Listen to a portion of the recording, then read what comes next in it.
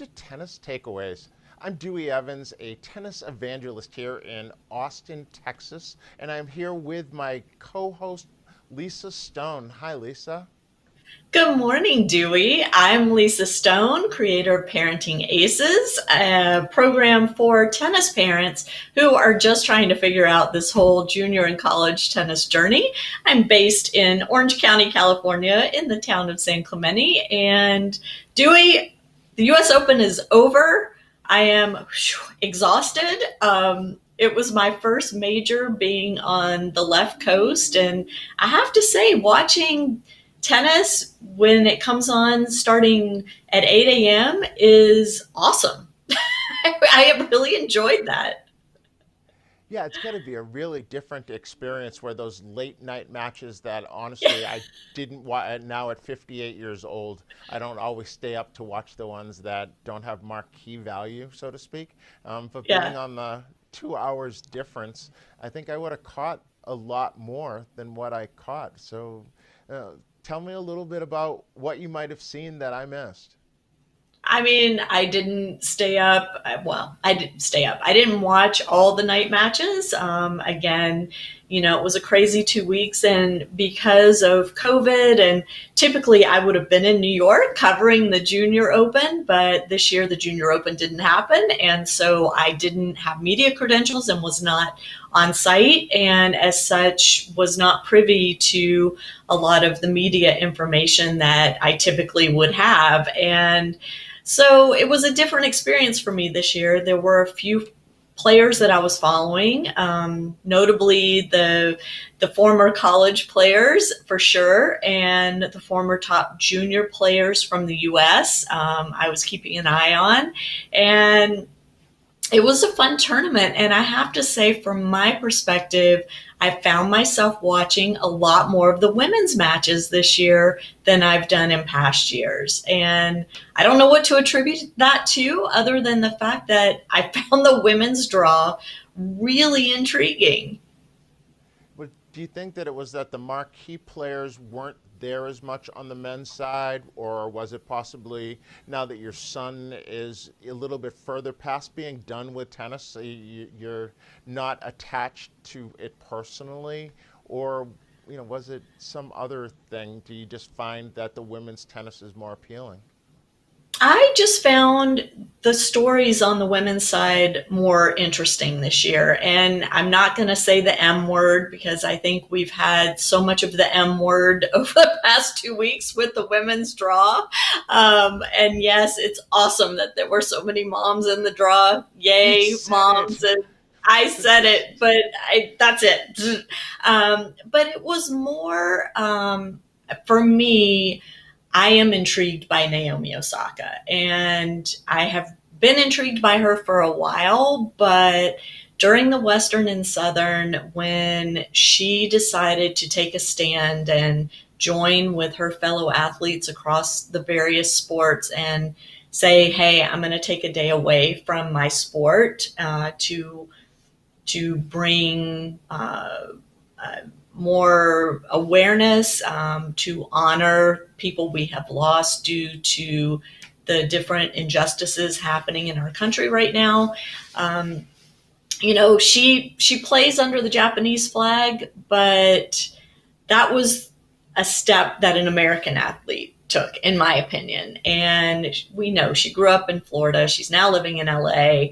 And yes, she plays for Japan, but Naomi Osaka identifies very strongly with what's going on in the US right now in terms of racial injustice, in terms of, everything happening around COVID.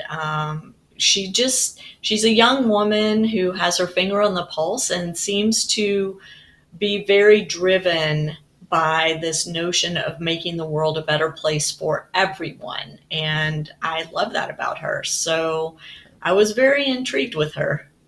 I'm going to take a quick little stab at some of where that might have come from with her, because she uses the name Osaka, but Osaka is in no way, shape, or form a family name. It's a function of what it is within the Japanese culture. And if she had taken her dad's name, then that would have been frowned upon and she wouldn't have been accepted within the culture. So Osaka is actually where she was born. So it's a place. It's a name that she took on because, or was given to her by, her family because of needing to fit in. And some of the, Japan is not the most racially tolerant society which exists in the world at the moment. Let's call it what it is. Or culturally diverse, Right, right? right. I mean, Um, yeah, so, she has in her entire life had to struggle with the fact that, a good part of her and a good part of how she looks, right, that she can't run away from, says, I'm not like the others. And that's on both sides because she has oriental yeah, features and she has very dark complexion and hair, which is, what we would refer to as not the good hair. Um, so, she now, now. uh, no, so that's something. So I guess that's one of those things that only certain people can say, right?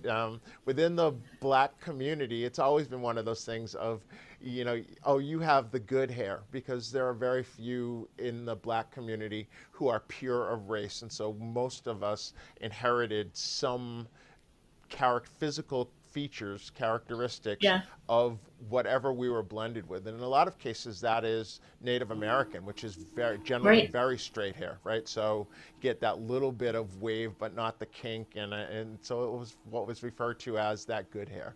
Um, so I read an I probably have that. article.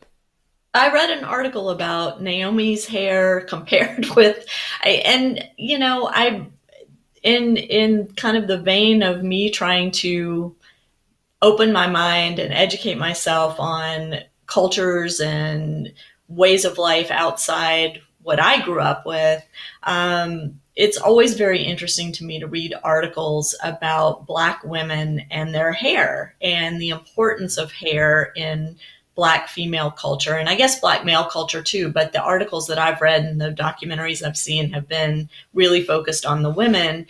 And I mean, just this last week, there was an article, I forget where I read it, about why Naomi is appealing to Black culture so much and how much of that has to do with the way she wears her hair when she's in public and competing. And that was, another learning point for me. So, I think that all kind of feeds into my intrigue with her. Is I feel like she's teaching me personally a lot about Black culture, about Black athlete culture, about her age group and that culture, which kind of leads into what Yeah, we but were so all gonna of this, not like all of this was without controversy, right because after winning the until trophy, everything was good. And yeah I didn't even see this till a couple of days later because I don't spend as much time following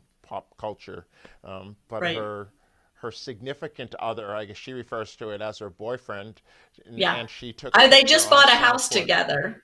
Yeah, they just bought a Mhm. house together in LA. So yeah, I would say yeah, So there's this picture that you can see at this point in time of her holding the U.S. Open trophy and him, flipping the bird to those. And apparently there was no one else there. This was after all the ceremony things had all been broken down, and right. they were taking the opportunity to be out on the court and to do some things. But it's been interesting to see how the tennis community, at least the U.S. tennis community, which is what I see online the most, has Yeah, responded to that photo.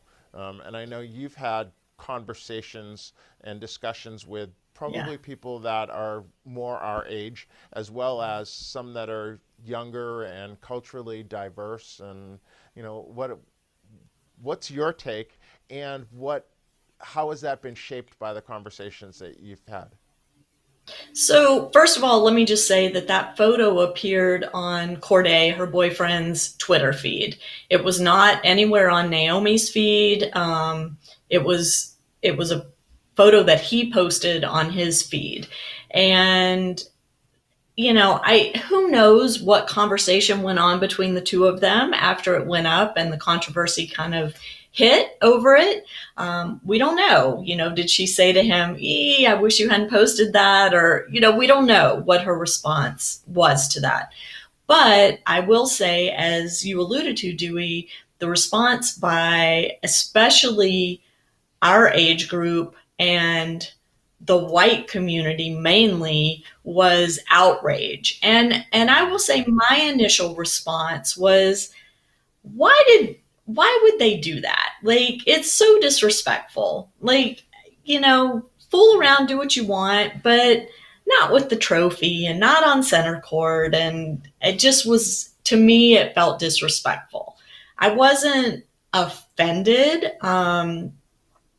by the middle finger gesture as much as I was just kind of disappointed by the fact that they didn't respect the moment and the accomplishment enough. So that was where I started, right? That was my initial reaction to the photo. Then I went on Facebook and I start reading all of this complete outrage over it, and mostly posted by white 40 and 50-year-old, 60-year-olds, Yep. who grew up as I did with the notion that when you put your middle finger up, it is a gesture of offense, and it's threatening, and it's not something that nice people do, right? It's offensive. Um, then I started seeing some comments and posts by people of color who were offended also by the photo. And so then I started kind of asking some questions like, is this, well, and let me back up a bit. People were saying things like, what is she doing with that thug? It was that kind of commentary, which I have come to understand is very offensive. It's often racially driven to use the word thug when referring to young black males that very rarely are young white males referred to with the term thug. And so that started getting me really uncomfortable about the language I was seeing. And so I made a phone call to someone who we've had on this show, actually, who is significantly younger than you and I, but is a brown skinned male. And I said, I need you to talk to me about this photo and the response that I'm seeing online, because it's making me really, really uncomfortable and angry. I have stopped engaging in those conversations on Facebook, but what he explained to me was the middle finger sideways is not what you and I grew up with as shooting somebody the bird. It doesn't have the same meaning and significance in the younger generation as it does in our generation. And it was just them goofing around. It probably, and this is all a guess because I haven't interviewed Corday and nobody I've read commenting on this has interviewed him. So we don't know really what he intended, but mostly it was, he was excited. His girlfriend just won this huge event. He's never really been around the tennis world so much. So, he wasn't doing it to be offensive. It was more like, this is a pose and it's kind of cool and I'm going to stick it on my Twitter feed. I don't know. What's your take, Dewey? I've I've been counter to a lot of the tennis community for most of my life. I've spent, and Yes. sometimes in a good way, sometimes in a bad way. But I'm somebody who has looked at all of the coaches around me, and I've been in the junior tennis world more than anything else. And then coaches, Right. I consistently hear them say, this new generation, and look what's going on, and they're going to hell in a handbasket. And I never did. Um, and I was different because when I was that age, I did everything you will see and more. I was not anybody who should have been a role model or that I look at. But it was youthful exuberance. It was living life to the fullest. It was about, I don't really care what other people think.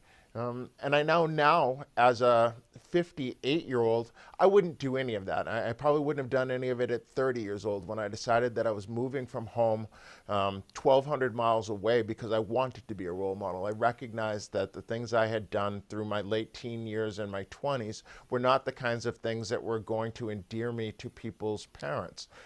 So I decided that I was going to go somewhere and do something else. But at 22, 23, 25 years old, had I been in that situation, I probably would have walked into the situation with a chip on my shoulder, felt like we overcame, and therefore I'm going to snub my nose at everybody because of it. And that would have just been being expressive, and it wouldn't have been something that I probably would have looked back on and said anything other than, wow, look who I was. Like, I was a jerk when I was younger. But we mature past that. And I think as we grow into the people we are at this middle part of life, we fail to remember the things that we did that were, that we might not do now.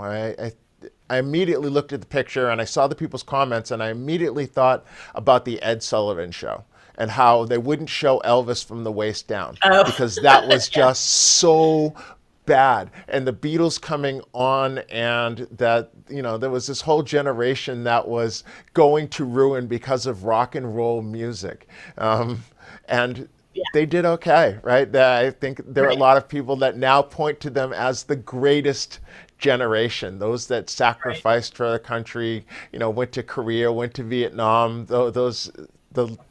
not the end baby boomers. I think I'm the last, next to the last year of baby boomers. My sister, who's 2 years younger, is not a baby boomer, and I am. So, we're at the very end of it. But I think, these kids are going to be okay. They're just kids. We look at them and they're at the absolute or she is at the pinnacle of a sport which we've seen dominated by people who are very much older at this point in time, the Roger Federers and Serena Williams, and Venus Williams, 40 years old. And we think, well, that's what they should be. No, this is just a kid. It's just been a long time since we've seen, Michael Chang winning a slam at 17 years old, or Pete Sampras at 19, or Martina Hingis at whatever she was, 16. These are just young people. Right. How often do you say to yourself, thank God I didn't have social media when I was a kid? Because we know me, who, took the selfie of having a heart attack and taking it off my bucket list, that I definitely would have been blowing up social media when I was that age with all of the stupid things that I was doing. And which is interesting because we talk about the cancel culture, and I've had that discussion on something else that I do with people, and to what standard should people be held for posting pictures, and should people not be allowed into colleges and things because of it? And so these young people, and making them aware that while you may delete it from your social media, it will exist someplace on the internet for forever, right? Forever, right. Yeah. But also, I don't know. I have to say, because my son is now in the music industry too, there is a side to musicians that is all about the branding, right? And Corday he's a musician. And how much of this had to do with his branding of who he is as a musician rather than who he is as a human being.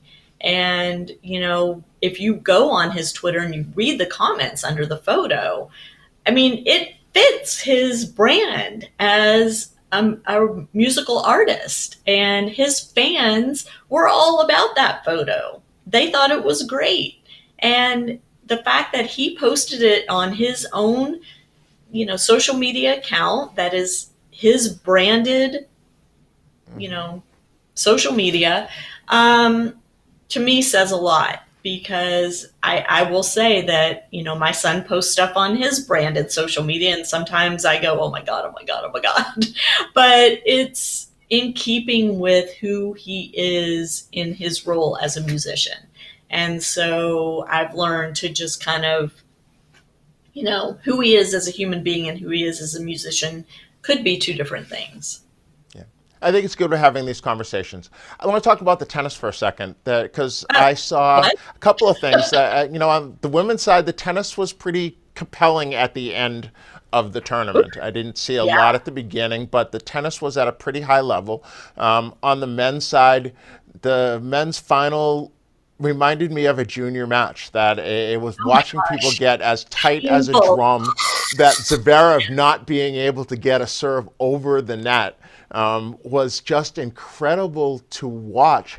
You know, we've been blessed for however long that we've been watching the big four, or the big three plus Andy Murray, and I guess it might be the big five, because I would say that Stan has been as good as Murray over the course Yeah. of his career. And so we've watched these people have these amazing abilities to maintain their composure on the biggest stages and the biggest moments and play some incredible tennis. But what I think we witnessed in the men's final is what most of us have all experienced, of taking peek at the finish line and not being able to compete, that choking away leads and feeling like, oh no, this is never going to be the same. The emotions that we saw coming from Sasha Zverev in the post-match, the trophy ceremony of the men's, was as genuine as I think we can really see. There was nothing scripted. There was no PR people around. There was him being really sad because he felt like he was all by himself, and his parents had contracted COVID and they couldn't be there, and that he had let them down in some way. And I think that we had a wide world of sports moment, right? That we're old And enough that we we have to watched. remember, I mean, he's 23 years old, right? He's Yeah. a kid.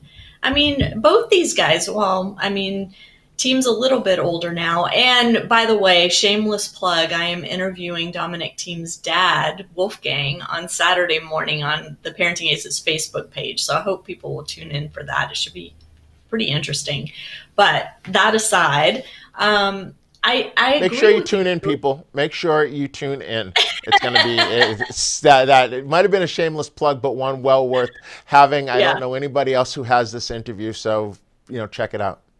Yeah, thank you. But getting back to these two guys, I agree with you. I think it was such a picture of the human level of the sport, and how even two guys at the highest level still, that emotion comes in, that stress comes in, you know, seeing the finish line, trying so hard to get there, understanding the opportunity with Federer, Nadal not in the tournament, Djokovic being booted out of the tournament, and one of them has this opportunity, and who's going to be able to hang on long enough to grab, you know, the trophy at the end.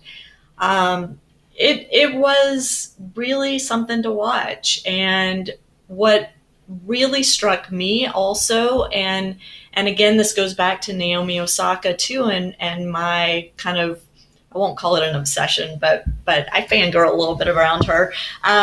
It's this whole notion of compassion for your opponent, and the fact that these two guys at the end of the match did their bro handshake and, you know, hugged and were each so complimentary of the other and of the other's whole team, which I thought was really cool. And you know, I say that about Osaka too, because I just remembering her match with Coco last summer, and how she comforted Coco at the end of that match when Coco was so upset for, you know, not showing her best maybe. And I I think this is something hopefully that we're going to continue to see in our sport, is this camaraderie and this compassion.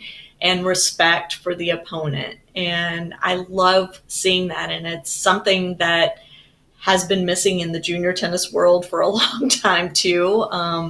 Something that maybe we don't teach as much as we used to, but the whole notion of having respect for the person on the other side of the net and understanding how they're feeling when they come out not the winner. Yeah, well, and So I would say also the authenticity. The handlers have for a long time scripted how people are supposed to respond and not to say anything that is politically incorrect. And what we've gotten is a bunch of bland personalities, and what we're beginning to see is people being authentic. And so that's where people attach to it, because reality is we all know what it feels like to be mad, sad, and glad. And so when somebody lets out those emotions, we tend to attach to them more than this very stoic, what you think of as Bjorn Borg and Chris Everett for those of our generation.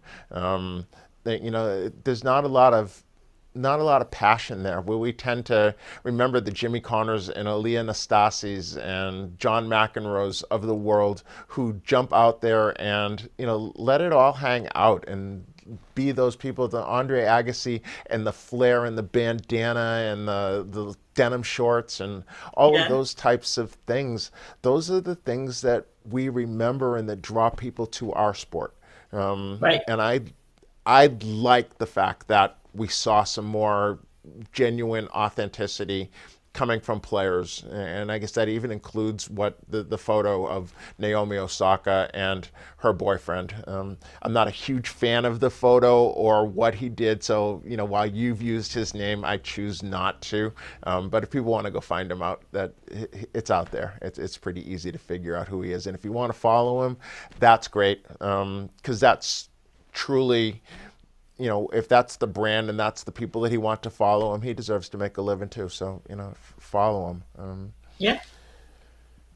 There you go. I think we All chewed right. up our time. Um, Don't we always?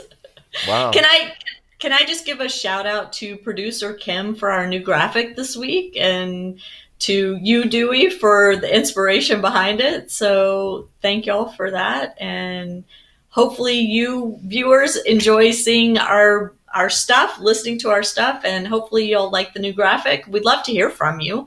If you have comments, if you have ideas for future shows, if there are guests you'd like to see, topics you'd like us to address, please reach out to us. You can always email me, lisa@parentingaces.com, or dewey@deweyevans@gmail.com. We're here for you. The show is for y'all. We're not doing it for us. We want to put this information out to help all of you do a better job in your role, whether it's as coach, as parent, as player, as fan. We're just here to provide the information for you. Dewey, it's been a pleasure. You look great. This post heart attack stuff is agreeing with you, whatever that is. So I don't know what you're doing, but keep doing it. I was thinking about it, and the second of next month will be 6 months, half a year since I had the Wow. heart attack. This is something that gets me up and gets me to look forward to what's coming ahead. I appreciate you. I appreciate everyone who took time out of your day to watch this episode, and we look forward to seeing you in the next one. See you soon.